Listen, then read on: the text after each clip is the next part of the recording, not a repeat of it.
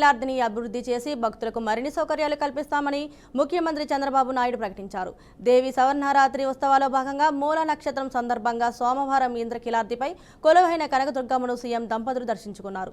చంద్రబాబు ఆలయానికి చేరుకోగానే మంత్రులు ఆనం రామ్ నారాయణరెడ్డి, కొల్లు రవీంద్ర, ఎంపీ కేశినేని చిన్ని, జిల్లా కలెక్టర్ లక్ష్మీషా, దేవాదాయ శాఖ కమిషనర్, దేవాలయ పాలక మండలి చైర్మన్, ఈవో, ఆలయ కమిటీ సభ్యులతో పాటు వేద పండితుల పూర్ణకుంభంతో స్వాగతం పలికారు. సీఎం చంద్రబాబుకు వేద పండితులు వరిపట్టం చుట్టారు. ప్రభుత్వం తరపున ముఖ్యమంత్రి దంపతులు పట్టు వస్త్రాలు సమర్పించారు. దర్శనం అనంతరం ముఖ్యమంత్రి దంపతులకు వేద పండితులు వేద ఆశీర్వాదం ఇచ్చి తీర్థ ప్రసాదాలు అందించారు. సీఎంకు అమ్మవారి చిత్రపటాన్ని మంత్రి ఆనం అందించారు.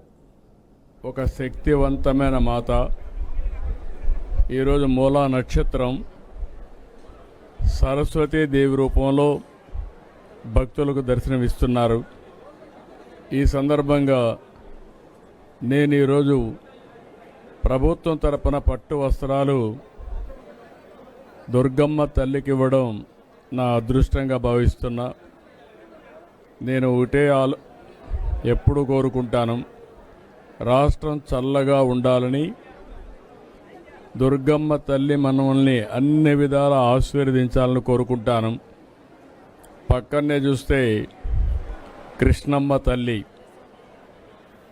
ఈరోజు ఏ విధంగా పరవళ్ళు దొక్కుతూ సముద్రంలోకి వెళుతూ ఉంది.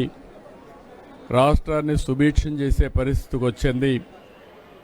ఈ సంవత్సరం దగ్గర 93-94% రిజర్వాయర్లు అన్నీ కూడా నిండు కుండల బ్రహ్మాండంగా ఉన్నాయి. 2027లో గోదావరి పుష్కరాలు వస్తున్నాయి. 2028 కృష్ణమ్మ పుష్కరాలు వస్తున్నాయి. ఈ రెండు పుష్కరాలు కూడా ఘనంగా చేసుకుని ఒక పక్క దేవతల్ని దేవుళ్ళని ఆరాధించడమే కాకుండా ప్రకృతిని కూడా ఆరాధిస్తూ ముందుకు పోయే సాంప్రదాయం మంది. ఆ సాంప్రదాయానికి శ్రీకారం చుడుతూ అన్ని విధాల మనం ఆనందంగా ఉండాలంటే దేవతల దేవుళ్ళ యొక్క ఆశీర్వాదాలు కావాలి. ఎప్పుడు కూడా దుర్గమ్మను మనం ఒకటే కోరుకుంటాం, దుష్ట శక్తుల్ని అంతం చేసి అందరినీ కాపాడే తల్లి, శక్తి పీఠం, శక్తివంతమైన తల్లి దుర్గమ్మ తల్లి. ఆ తల్లిని ఒకటే కోరుకున్నాం. మేమందరం చేసే ఈ మంచి పనికి అన్ని విధాలా సహకరించామని మరొకసారి ఆ తల్లిని కోరుకుంటూ ఈ రోజు భక్తులకి ఎలాంటి సౌకర్యాలు లేకుండా ఇంకా ఒక 4వ తారీఖు వరకు దగ్గర ఇంకొక 8 లక్షల మంది వస్తారని ఆశిస్తున్నాం. మొట్టమొదటిసారిగా విజయవాడ ఫెస్టివల్స్ కూడా దీంతో కలిపి చేస్తున్నారు. ఒకప్పుడు దసరా ఉత్సవాలంటే కలకత్తా గుర్తొచ్చేది, లేకపోతే మైసూరు గుర్తొచ్చేది.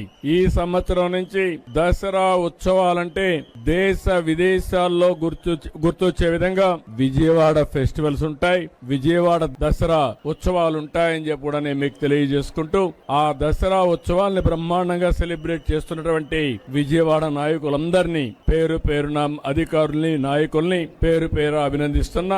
వాళ్ళందరికి కూడా దుర్గమ్మ తల్లి సహకరించి సుజావుగా జరపడానికి అన్ని విధాల ఆశీర్వదించవలసిందిగా కోరుకుంటూ అందరికీ నమస్కారాలు. జై హింద్.